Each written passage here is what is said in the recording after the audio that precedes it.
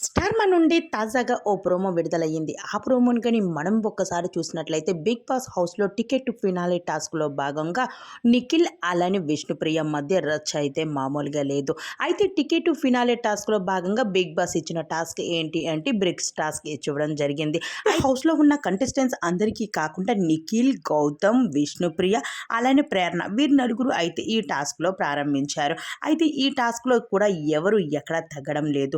అయితే మొదటిగా అయితే గౌతమ్ దీని నుంచి అవుట్ అవ్వగా రెండోసారి అయితే ప్రేరణ అవుట్ అయ్యింది. అయితే ఇక విష్ణుప్రియ అలానే నిఖిల్ మిగిలిపోయారు. అయితే వీరిద్దరూ కూడా ఎక్కడా కూడా తగ్గకుండా 100% గేమ్‌ని ఇస్తూ రెచ్చిపోతూ వస్తూ ఉన్నారు.